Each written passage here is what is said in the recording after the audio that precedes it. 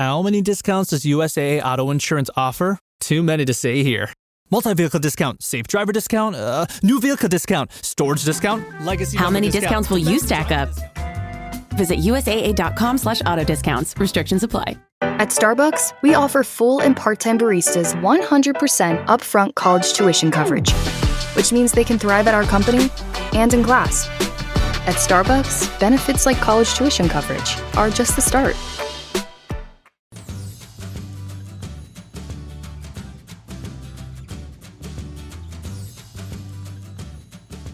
Hello, I'm Midwife Pip, and welcome to the Midwife Pip podcast, the home of expert information and real chats on all things pregnancy, birth, and beyond. I'm really excited to share this week's episode with you. We take a deep dive into your waters breaking, but actually what to really expect and what all of the deviations may be and how that might crucially impact your care and your birth planning journey. This is one of those topics where we see lots of surface level information out there, and I love the opportunity to dig deeper and to consider things in much more depth and detail when it comes to these aspects of birth. The conversation that you're listening to is an extract from a workshop I did within my YPJ community, which stands for Your Pregnancy and Postnatal Journey, where we have loads of opportunities to delve into this sort of information in a much more detailed and bespoke way. This is how we achieve a 100% positive birth success rate within the program. If you like the sound of YPJ or have found this conversation interesting and want to hear more about how we support families, drop me a message on Instagram at midwife_pip saying YPJ, and let's have a conversation and see if we might be able to help you within the program too. We're going to talk about what to expect when your waters break. The reason I want to talk about this is it's often the thing that changes birth journeys, options, choices, whatever we kind of want to talk about with it, but it's often the thing that can throw a little bit of a curveball. Is there an easy way to tell the difference between hindwaters trickling and vaginal discharge? Group B strep is hugely common. We think around 20 to 40% of us carry it. Does not cause us any problems, okay? So when the placenta comes away, it leaves all these vessels and this wound that has to heal. So your uterus clamps down to try and negate that bleeding, but there is this wound that has to heal from the placenta. Hi guys, good evening. I'll give everyone a couple of minutes to join and then we're gonna delve in. I've got lots that I want us to be able to kind of cover tonight, and I suppose delve into the topic that you voted for in your poll, which was waters breaking. Don't worry, if you'd voted for one of the other things, we can definitely cover that at another time. So, you know, the world's our oyster. We can cover it all in good time. But tonight we're going to talk about what to expect when your waters break. However, I really want us to have the opportunity to go into a lot more depth, a lot more of the kind of background and the nitty gritty, so that ultimately you can apply this stuff. You know, it's all well and good having information, but we want it to make sense to you and your body on your birth journey ultimately. Otherwise, it's just kind of white noise, right? We want it to be meaningful. So I'm going to jump straight in so that we can cover loads of stuff, okay? If while I'm talking you have any questions, please ping them all in the chat box for me. And then if we have time at the end, I will cover them all then. If we don't, then I will get back, I'll take a screenshot and get back to you on hyper support. So either way, we kind of cover anything that kind of crops up. Is that good? Is everyone sat comfy? This might be one actually, guys, where you might want to have a like pen and paper, notepad type thing ready, because hopefully you're going to learn some really good stuff. So let me set the scene. We're going to talk about what to expect when your waters break, but we're going to talk about what your waters actually are. Okay, we're going to talk about what the role of them is in pregnancy. We're going to talk about what to expect when they break. We're going to talk about the normal things that may happen. And then we're going to talk about the variations from normal when it comes to your waters, and crucially, what that might mean for you and your baby and your care and your birth journey as a result, so that you've got a really nice kind of robust understanding. Does that sound good to everybody? Give me a little thumbs up if you're on camera. Yeah, amazing, amazing. So, what are your waters? Your waters are this stuff called amniotic fluid that I'm sure you've all heard of. So, amniotic fluid is, after around halfway through pregnancy, it actually stops being made by you and starts being made by your baby, and it's made from their urine.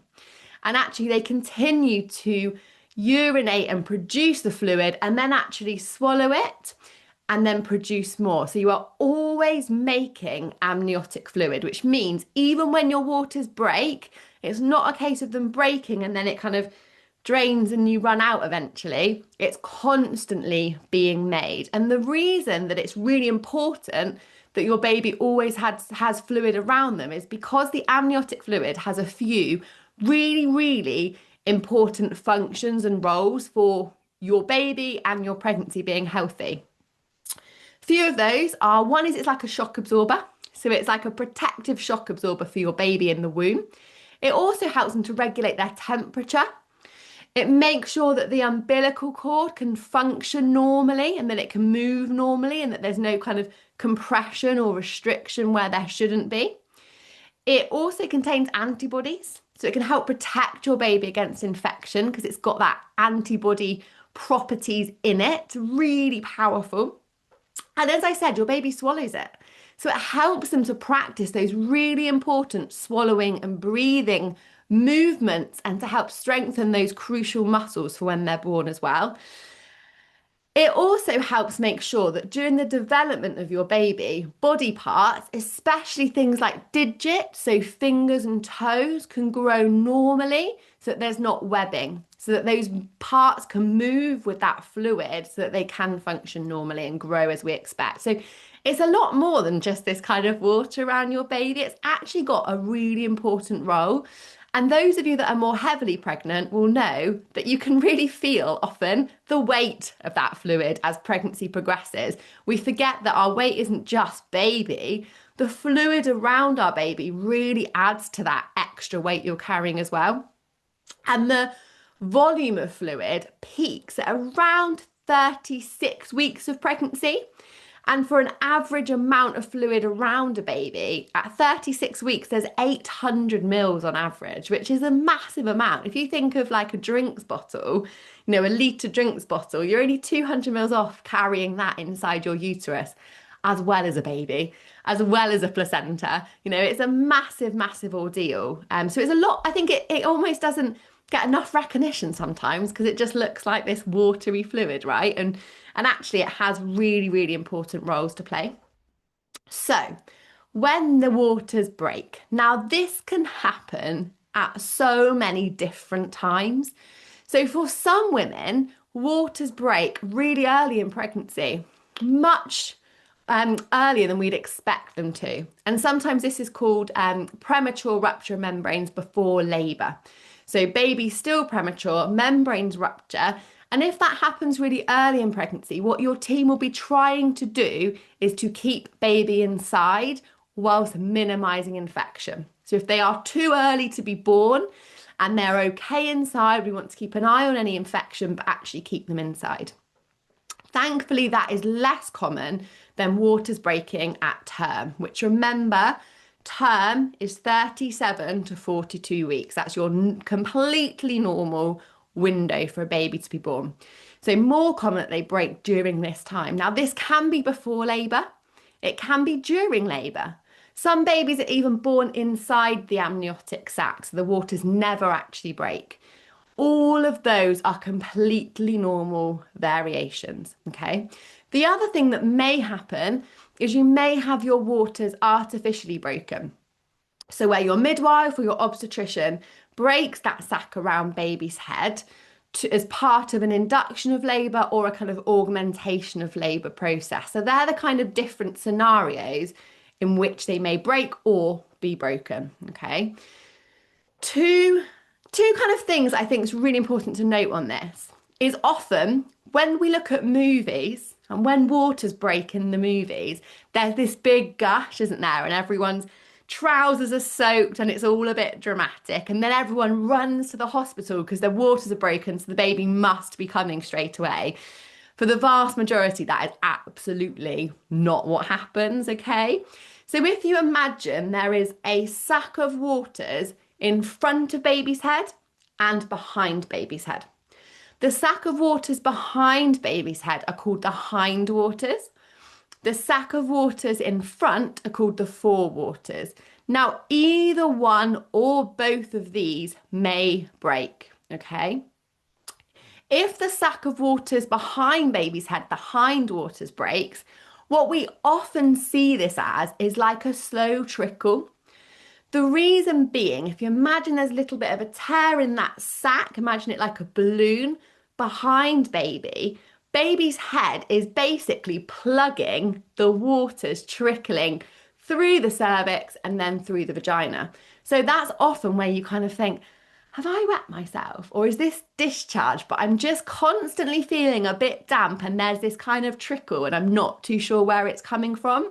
So often with hindwaters, women aren't quite sure whether their waters have gone or not, and there's just this kind of strange trickle that's going on. And that is purely because baby's head is acting like a plug. The main difference we see when those forewaters go in front of baby's head is baby's head is not a plug for the forewaters. So once those forewaters go, the fluid trickles straight through the cervix and through the vagina. So it's more with the forewaters that we get this pop and gush of fluid. The significance of either of them is the same. So if either one of those go, we then know there is the absence now of a barrier from the outside world to baby. And that's where the risk of infection starting to increase kind of comes from, okay? Because we've broken that barrier around baby, whether it's come from the back or the front, okay? If you have your waters broken for you, that will always be the forewaters. We can't access the hind ones, okay? It will always be the forewaters broken if your waters are broken for you. Now, it's not uncommon that you have those hindwaters break naturally on their own, and at some point during your labour journey, your forewaters either break spontaneously or they're broken for you, okay? So it may be that you have the both, it may be that you just have those forewaters. Now, typically, what we kind of hope will happen is when your waters break, that your body goes into labour if you're not already in labour. And that's because the leaking of the amniotic fluid releases hormones that should encourage labour. Okay, so often waters break during labour or before labour and then someone goes into spontaneous labour. Colours. Colours is really important, okay? It's one of our great indicators as to what's going on. So let's talk about normal first. It's a good place to start. Normal colours of the amniotic fluid to see are clear, slightly straw coloured, or very, very lightly bloodstained, especially if you have had something like a stretch or sweep and there's a little bit of blood.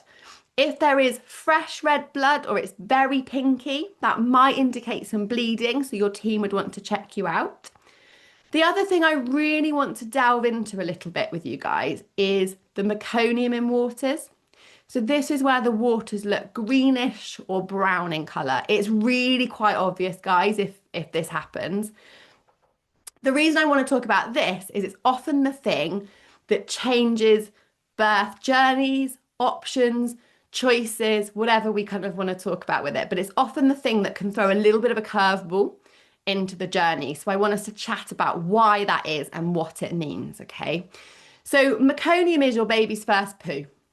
Babies can poo in the waters for a wide variety of reasons, but if they do, we notice this greeny brown tinge. Meconium stained waters is quite common. It's most common and therefore less concerning in babies that are at or after their due date. So we see it in around 15 to 20% of babies at term. And post-term, so 40 weeks plus, that's higher. It's about 30 to 40% of babies that will see meconium-stained waters in. Sorry, I'm just keep admitting people as they come in. So what can cause it? One of the main causes, and the reason why it's higher in babies that are more mature, is that it's because of the bowels being working. The bowels are matured. Once you get to your due date and past that, your baby's bowels are nice and matured.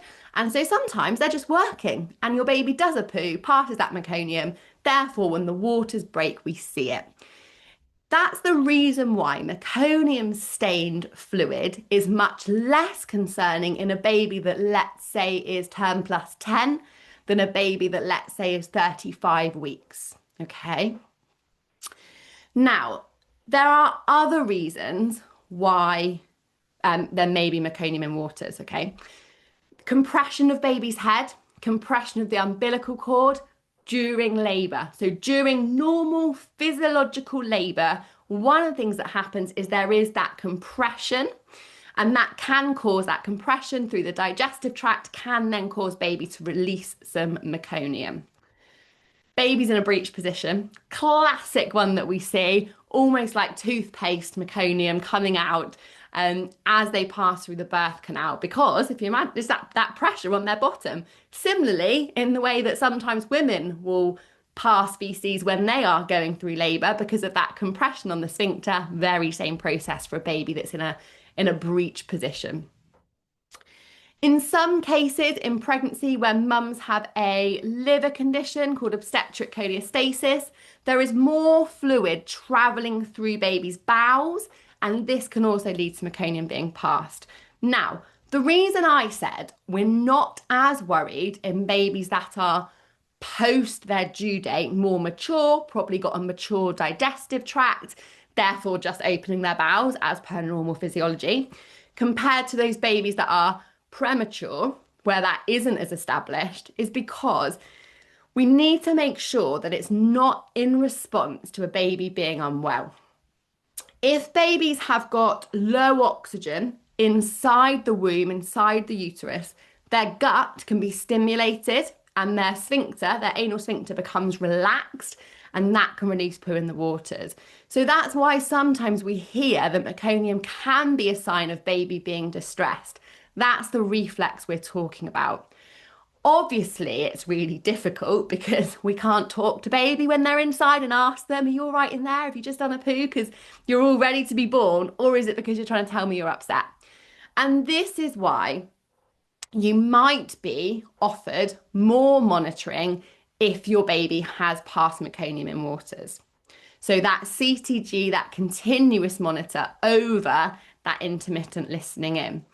I also caveat that because, and not all trusts use this, but some do, there is this idea that there are two different types of meconium. Guys, this is why we're talking about it now, because it gets complicated, doesn't it? And you don't want to hear about this for the first time if it happens to you, because clearly it's really common if we think 30 to 40% of post-term babies.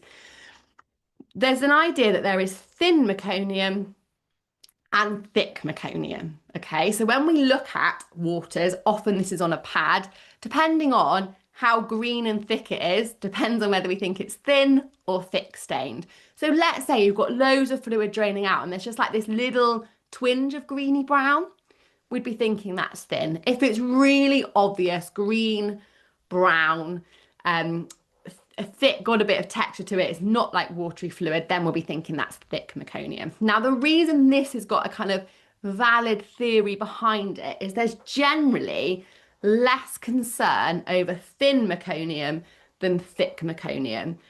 And for some units, and it will depend on your local unit, with thin meconium, they're happy for you to still be on a birth centre and still having intermittent auscultation. Whereas if it was thick, they'd then recommend transferring to a delivery suite for that continuous monitoring. Reason being, thicker meconium is more likely to be breathed in by baby during the process of birth. Now, this is a condition called, sometimes it's called MAS, MAS, or meconium aspiration syndrome. It's rare. It happens in about 2 to 3% of the 15 to 20% of babies who have meconium. Okay, so small numbers here, guys. But we know that if meconium is aspirated, if babies do have meconium aspiration syndrome, it can make them quite unwell. And that's why you might be recommended some additional care or some additional monitoring, because we know that one of the best ways of reducing that risk is reducing your baby's exposure to that meconium.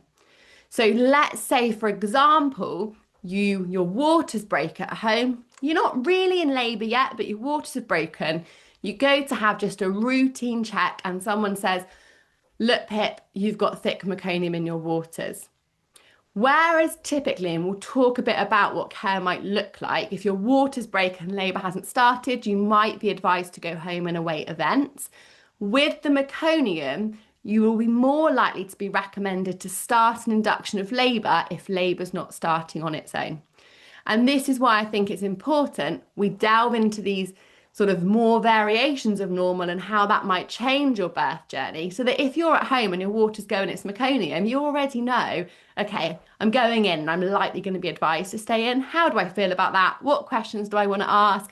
What might things start to look like for me now? What plans do I want to put in place? So we can do all that early care planning. We can ask those questions early and no one's taken by surprise. You continue to have that calm confidence and continue to be in control of your journey. So that's meconium. Lots of information on meconium, but I will check any questions at the end, guys. So let's talk about waters breaking before labour, okay? Waters breaking before labour, what we see is that most women, after 24 hours, about 60 to 80%, depending on what studies you look at, if your waters break prior to labour starting, within 24 hours, around 60 to 80% of women will go on to go into spontaneous labour without us doing anything. So let's say waters break at home, labour hasn't started, you go and have a routine check, everything's hunky-dory. The recommendation is that you go home to await events, and we hope that you'll be in that 60 to 80% of women that will go into spontaneous labour in the following 24 hours. You'll usually be advised at 24 hours, if you haven't gone into labour, to return to your unit to discuss induction of labour, and we'll talk about why that is in a moment. It's worth noting that at 48 hours, the research suggests that around 90% of women will go into spontaneous labour by 48 hours. But the amount of women that will go into spontaneous labour between 24 and 40 hours is less than that initial 24 hours. So the chances are highest in that 24 hours, but it's not that after 24 hours you're definitely not, because some women will in that following 24 hours too. My brand new book, Midwife Pip's Guide to a Positive Birth, is now available. So much more than a book, this is a guide that allows me to hold your hand through your birth preparation journey. With over a decade of experience and knowledge packed in to ensure you really are empowered in the way you deserve to achieve a positive birth, regardless of the twists and turns that crop up. Make sure that you get your hands on Midwife Pip's Guide to a Positive Birth book now and are empowered to have the birth experience that you deserve. So, when your waters do break, let's say everything's fine, you go home, you will be advised to keep an eye on yourself, keep an eye on your baby. So obvious things that I know we've jumped into loads already, but things like monitoring baby's movements, monitoring yourself. So monitoring yourself for any signs of infection, high temperature, just feeling a bit unwell, feeling a bit feverish. It's not a bad idea to routinely check your temperature if you go home and are in that kind of wait period. And then, like we just talked about, keeping an eye on the colour of the fluid. So wearing a pad, because like we spoke about at the beginning, once your waters are broken, it's going to keep being produced. So you're not suddenly going to run out and not leak anymore. So glamorous, isn't it? So glamorous. But once your waters break, you will keep leaking fluid until your baby's born.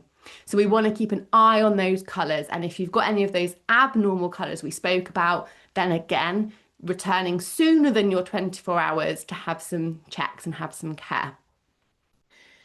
The reason there is like, I guess, a recommended cap, let's call it that. There's a recommended cap on the time at which waters break and labour starts or induction is recommended, is like we've alluded to a little bit already, that risk of infection.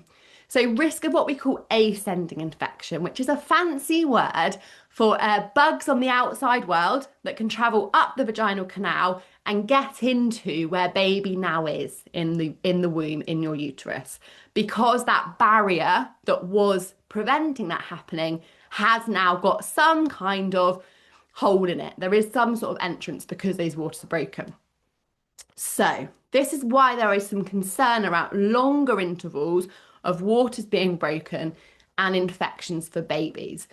I always say to you guys, if someone tells you there's an increased risk, ask them for numbers, okay? So I'm going to talk to you about those numbers. The risk from waters breaking and being in labour is around 0.5%. At 24 hours, okay, so 24 hours, waters have been broken, that risk doubles to 1%. See the difference there? We're talking 0.5 to 1%. Yes, that is a double, but relative risk is still 1%. There's no right or wrong with any of this, guys. It's just important you have numbers, not unhelpful terms like doubles, halves, triples. So unhelpful, because what is the context for that? Okay, so that's why there is that recommendation around 24 hours. Key thing to think about is, how do we further reduce that risk? Now, one of the things that happens often in labour or even prior to labour is vaginal examinations, right? Every time we do a vaginal examination, even if we're trying to do it in a sterile way, we are slightly increasing that risk of ascending infection because there's something from the outside being introduced into the vaginal canal, okay? So once your waters have broken, we wouldn't recommend having sex and we wouldn't recommend inserting anything into the vagina unless it's completely necessary, and that includes vaginal examinations. Now, it's good to know that your team are aware of this. They are going to want to keep examinations to a bare minimum, and they're going to be using sterile gloves and sterile lubricant for any examinations that are necessary. One of the things I always say about vaginal examinations, and it's really important when it comes to this context, is why are we doing that examination? Now, I am not saying that vaginal examinations are bad and we shouldn't have them. Far from it. But we need to think why. Is doing that examination, are those findings going to change what we do next? If it is, great. It might be a really valid thing. That kind of risk benefit may well be in favour of doing that examination. If it's not, what's the point, right? So it's just about asking those questions. Is what we find going to change what happens next or not? And then you make an informed choice about whether that's the right thing for you at that time. Are there any alternatives? Using that brain tool, making that informed decision. Again, remember, you have the reins, you've got that control. You need to be the one making that informed decision, and you can't do that without all the surrounding information, which is why we're taking that kind of deep dive into this topic tonight. Another caveat to this, okay? Because again, we don't want these things to crop up and throw us at the time. GBS, Group B strep, okay? Some of you might have heard of this, some of you might not have. Group B strep, if you hit Google, sounds terrifying. So please don't hit Google if you find out about Group B strep and pregnancy. Please hit hyper support and message me and the team. Group B strep is hugely common. We think around 20 to 40% of us carry it. Does not cause us any problems, okay? Doesn't harm us. We don't know we've got it. We haven't got symptoms of it. When it can cause a problem is if someone has Group B strep, they have a vaginal birth, and it happens to pass to baby during that vaginal birth, okay? Small chance that could happen. About 1 in 400 babies born to a mum who's known to carry group B strep. Have I explained that properly? 1 in 400 babies born to a mother who's known to carry group B strep develops group B strep, okay? So 1 in 400 babies this is where it's important. 1 in 400 of known group B strep mums will have a baby with group B strep. The difficulty with group B strep is we don't know who's got it and who hasn't got it. It's not routinely tested for in the UK. There's controversy about whether that's good or not. The rationale is we could have it today and not have it next week. So if we tested all of us now, 20 to 40% of us would have it, but how many of us would still have it when we went into labour? Who knows? If we know that someone's got group B strep, we routinely recommend intravenous antibiotics during labour, okay? We also want to, if your waters break, we've increased that risk of infection to baby and we know there's GBS present, to help reduce the risk of baby getting GBS in the womb, we would then want to be thinking about inducing labour if your waters break with group B strep in the absence of labour. So similar to that curveball with that thick meconium we just spoke about. And that's why I wanted to bring that up. So some people find that in pregnancy, they kind of accidentally find they've got it. So if you have a swab or a urine sample sent off for something else, sometimes it picks up group B strep. Now this can be helpful if it's at like 36 weeks. If you've had it picked up at 36 weeks, the chance of you still having it when labour starts is pretty high. If it's picked up at 12 weeks on your like routine urine sample, it's massively unhelpful because the chance of you having it when you go into labour is obviously, that's a much bigger time frame. Anything can happen. It's much lower. So I really recommend requesting a retest around 36 weeks. Or if you want to, you can pay for a private test. If you look at gbs.org, you can order to your house a private test that you do and send away. Okay, so GBS, again, a bit of a curveball. If your waters break and labour doesn't start, there is that recommendation of induction of labour in place. We've covered MEC, we've covered GBS. They were the things that I really, really wanted to get across, because I think, you know, we think of waters breaking, don't we? And I think we think about, you know, what to expect and what to do, but actually we don't think about all those variables. So we know that if your waters break, yes, go and have a check. But if you don't know about these variables that are individualized to you, then actually it can send us off in all sorts of spirals, because some of these findings will impact what happens next, you know, and what your options may routinely be. And you may have to really use that brain tool.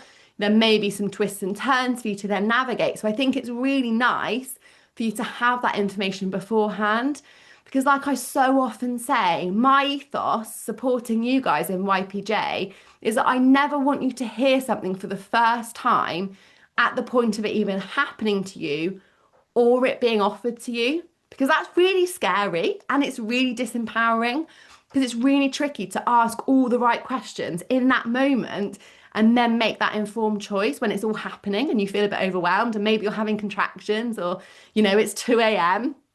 or you were just, you know, out doing the shopping and then suddenly your waters went and you weren't prepared for it. So having this pre-understanding of all of those twists or turns, and yes, you're still going to have to ask questions at the time, but you'll already know what questions to ask. And of course, we're also in your pocket to help you kind of formulate those plans and make those questions and make those answers and, you know, get those questions out that you need to ask. But I think it's really useful for you to understand in a bit more depth some of those kind of twists and turns and some of those numbers and those statistics and what that might look like for you.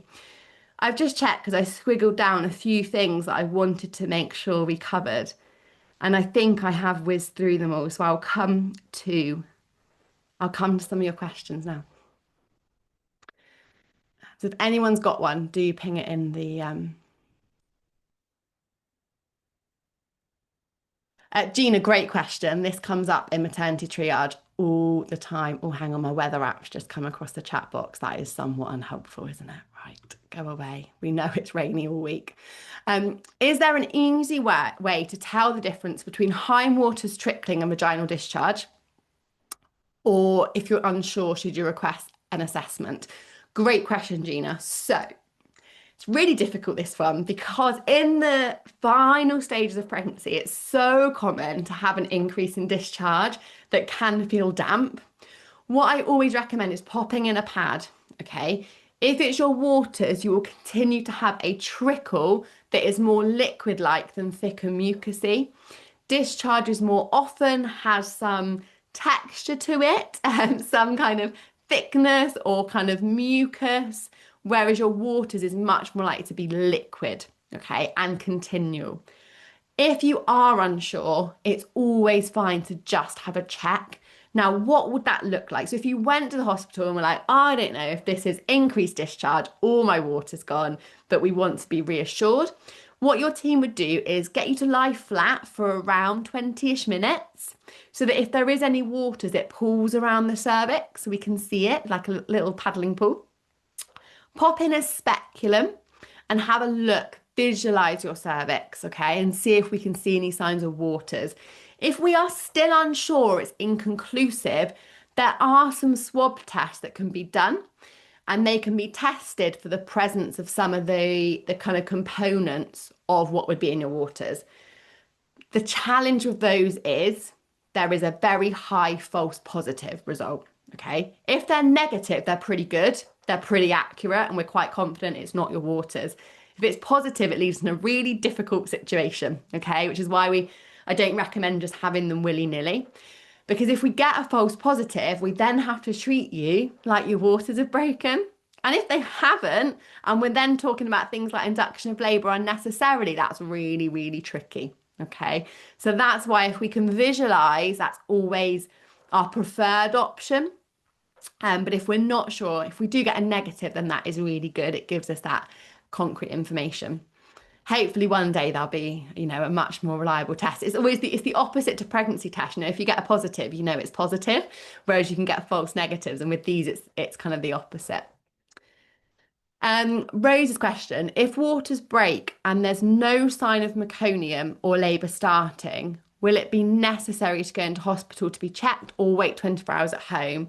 And if you go into hospital, what will they check? Great question, Rose. So most hospitals or birth centres, or if you're planning on birthing at home, someone may well come out to you, depending on logistics, staffing, capacity, all that jazz. It's recommended just to have a quick well-being check, Rose. So to make sure they've definitely gone. Sometimes it is really obvious, but like we talked about, sometimes it's not quite so obvious, and we want to make sure we're getting it right. Just to have a little listening to baby, and just to make sure you're okay. There's no signs of infection, your blood pressure's stable and all that jazz. Just like a quick well-being check. If it's really obvious your waters have gone, so if you waddle in and, your pajamas are soaked or you're soaking through pads and it's really obvious, there's absolutely no indication for vaginal examination whatsoever. Like what are we trying to achieve? Like I said, is it going to change what we do next? Okay. If we're not sure and we don't know, then like I just mentioned to Gina, it might be that you're recommended to have that speculum, to have a look at your cervix, and if necessary, to do that swab test. Okay. But I guess our favourite as midwives is if we can see it on a pad and we don't need to interfere. So what we may sometimes do, if you said to me, let's say, Rose, you said to me, but at home, Pip, I was going through pads, like there was a really, really good amount on our pad, I might just say, fine, let's pop a clean pad on, wander about for 20 minutes or, do some bouncing on a ball. Let's just wait and see for a little bit of time and see if we can get confirmation that way to try and avoid anything unnecessary as well. Got it. Thank you. Pleasure. Laura, this isn't about waters, but that's okay. Someone in your antenatal group gave birth last week and found out her placenta wasn't connected to her baby and the umbilical cord was attached to part of her uterus. Baby was fine and wondering how that's even possible. Yeah, really good question. So this is Super rare, Laura. Super rare. So what happens is the umbilical cord, ideally, is kind of centrally in the placenta with a great supply of arteries and vessels so that there's a great exchange of oxygen and nutrients between mum and baby, and that's a really nice, strong connection. With this, what can happen is it is attached to the placenta. It can't be completely separate because like we wouldn't have a living baby if they were completely separate. So they are attached, but rather than it being nice and centrally kind of attached to everything, it can embed very subtly, sometimes on the side or sometimes just into the membranes, and the vessels go through that way. Really rare. How does it happen? No one knows. And often we don't know until babies are born. And we're like, oh, that was lucky. That everything was fine. So yeah, the only other time that I've picked that up, Laura, is when I've gone to break someone's waters and actually felt a vessel through the membranes, and therefore haven't broken the waters. And that was, again, a case of the umbilical cord being inserted into the membranes rather than the placenta. Yeah, it's absolutely wild. Like, she had to have an emergency cesarean. Like, I bet her baby didn't love labour. No, he did not. He's very fine. He's very cute. But I've kind of like heard it sort of secondhand from another mum. Who was like, oh yeah, she's like, if any of you need the maternity pads or the Frida knickers, she's got loads of them because apparently none of it was like all properly attached. So she's not even really got any like postpartum bleeding. She's basically like done. And like, I was like, how does this even? I didn't even know that was a thing. So just curious rather than worried. Thought it was so definitely. Yeah, definitely. Hopefully she got some pictures. I'm sure someone will be taking pictures of it. But so in terms of bleeding from that, you will still get bleeding because the placenta is still attached to your womb. And that's so when you have any type of birth, doesn't matter whether it's a cesarean or a vaginal birth, if you imagine you've got your uterus and the placenta is attached to that. So when the placenta comes away, it leaves all these vessels and this wound that has to heal. So your uterus clamps down to try and ligate that bleeding, but there is this wound that has to heal from the placenta. So that's really normal. And that's why regardless of whether you birth vaginally or by cesarean section, you will still have vaginal bleeding because it's coming from that wound instead. But yeah, really interesting, Laura. If she has got pictures, I'd love to see it. Helen, if Group B strep positive, will they have to give you antibiotics and then let you go home a few hours before the next one? Really good question, Helen. This would be something that I would recommend. Helen, remind me, we know that you are Group B strep positive from last time. Is that right? From last pregnancy 3 years ago. Fine. So you would definitely be someone that I'd be recommending we retest. Routinely, your hospital are going to want to treat you as positive just because you've tested positive 3.5 years ago. I know. I don't make the rules, just think it's ridiculous, but definitely someone it would be worth you being retested for sure. But this would then be something that I would recommend you think about an individualised care plan for, okay? Your routine guideline will be no, you waters break, if labour hasn't started, you start antibiotics, you have antibiotics every 4 hours until baby's born. And at the point of your waters breaking, if labour hasn't started, that you have an induction. That's what your hospital guideline will be, okay? That is very strict, okay? A lot of women with GBS now are having very sensible, very supported care plans that deviate slightly from that, okay? And that's not an unreasonable request at all. Lots of birth centres, the one that I work in included, now routinely accept women with GBS into a birth centre environment because remember the only thing that's different, okay, if everything else is normal in pregnancy and birth, the only thing that's different with known GBS is the antibiotics, okay? Your baby does not need to be monitored in a different way. Putting a CTG on you with GBS is not going to stop your baby getting GBS, okay? They haven't got it yet. It's through that birth passage that they're going to get it if they're going to. So monitoring your baby in a different way is completely unhelpful. It's not going to change anything. So the only thing that's different is antibiotics, okay? The only thing. These antibiotics, I have no idea why historically we have insisted they're done on a labour ward.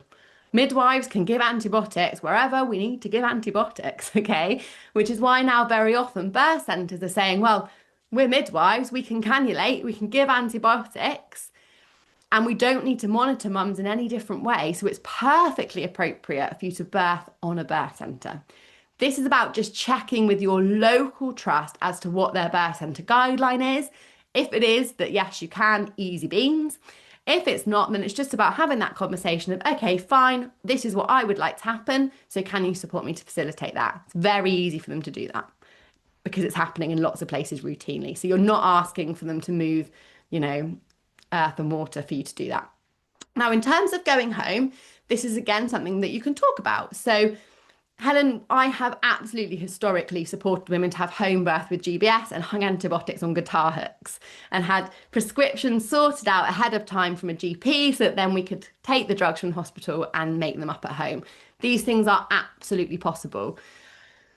It's in reality for you, having had a fairly rapid labour, I think if your waters break, you're probably not going to have 4 hours to go home.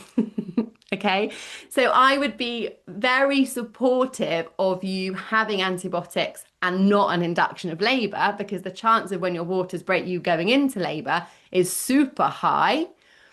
But in terms of, are you going to get home, stay at home for 4 hours before the next ones are due before going into labour? Never say never, highly unlikely. So it might be a discussion of, let's have the antibiotics. I'm going to go and have, I don't know, lunch in the, hospital cafe or whatever, and go for a little wander, see what my body does, come back when I'm in labour, or 4 hours later if you haven't gone into labour. If at that 4 hour point you still haven't gone into labour, then absolutely have that discussion about, do I want to go home? What do I want to do next? But I think this scenario for you is very unlikely to happen. Does that answer your question? Yeah, it does. It's just, I don't like the idea because I don't know. Like, yes, it was quite quick last time, but they sped it. They kick-started it with the drip. Yeah. I don't like. I still think I probably would have sped up myself if I hadn't felt so freaked out. But like, I don't know how quick I'll be next time when there's hopefully not a medical intervention. But I don't really want to go in and then them say, well, you've got to stay in now. They have said I'll be able to go on the birth centre. Perfect. So I presume they'd just keep me in on the birth centre, just watching me. And equally, Helen, if this does happen, if you go in and actually things really aren't starting yet, this isn't a crazy thing to be asking for. It's not wild and wacky. Like we said, there is, at that point, there isn't a risk to your baby. You will go in, you'll be monitored, your baby will be monitored. If you were going to stay in, would we do anything to you in that 4 hours? No. I'd be quite happy to ignore you while you went and had dinner and went for a walk and just let your body do what it wanted to do. So does it really make a difference where you are? Not particularly. Okay.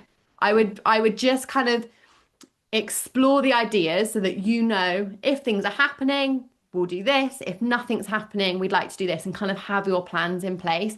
But definitely first step would be a retest of the GBS. Yeah, we're planning that.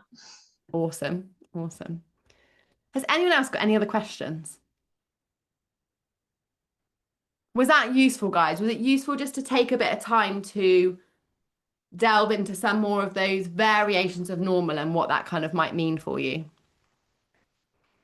Good. Abby, what's the likelihood of your placenta attaching to the old section scar? And if so, when does it happen? Good question, Abby. So this is called an abnormally invasive placenta. Now, when I trained as a midwife 15 years ago, showing my age if the grey hairs and wrinkles isn't, this was like unheard of. I remember being a student when we had the first person I'd ever seen with an abnormally invasive placenta, and it was like, wow, like none of us have seen this before. As student midwives, it was amazing. Now we see it all the time because of the increasing cesarean section rate. So placentas love scar tissue. So if you've had a previous cesarean section, there is a scar on your womb. So you are more likely to have a placenta that attaches in an abnormal place, either low-lying or your placenta kind of grows into vessels that we don't want it to be in, okay? If you have this, it's picked up in your early scans. So your placenta at your early scans will always be at its lowest place. It's never going to get lower. It's never going to then attach somewhere else. Once it's embedded in those early weeks, it's embedded. It doesn't re-embed, okay? It's attached. All it does is grow, and it grows upwards. So if it's already out the way and it's attached in a nice normal place, it's not going to then abnormally attach. If it's low lying at your early scans, or if it's still low lying, say at your 20-week scan, the vast majority, because the placenta grows up, will move up and out the way by the time you have a repeat scan around 32, 34 weeks. So, Abby, you probably haven't got one. Just by where you're at in your pregnancy now. Yeah, thank you. I think because at the 12-week one, I had a trainee sonographer, and she said that she couldn't even see the placenta, which sort of freaked me out a little bit. You'll have one. I did ask. I was like, has it attached to the scar? And she said that she couldn't even see it at the minute, and so they would let me know my 20-week one, which is in like 4 weeks' time. So I'm just feeling a bit nervous about it.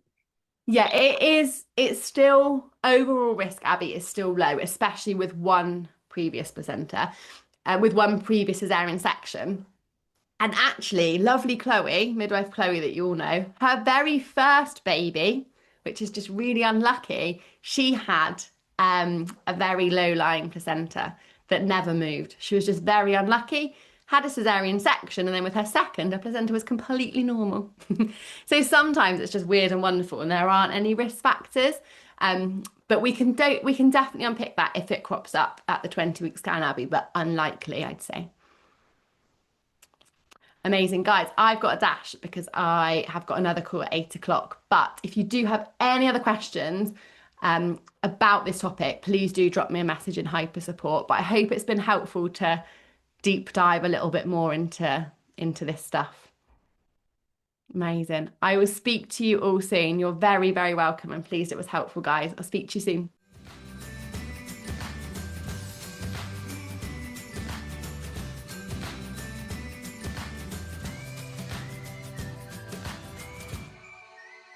If you have listened to this birth story, enjoyed it, and feel that you are ready to really embrace and dedicate yourself to having the most informed, supported, and empowered journey, and want to see if we may be able to support you in YPJ, your pregnancy and postnatal journey, please drop me a Instagram DM at midwife_pip, or get in touch on my email, pip@midwifepip.com, and let's chat through things and see if we might be a good match for each other.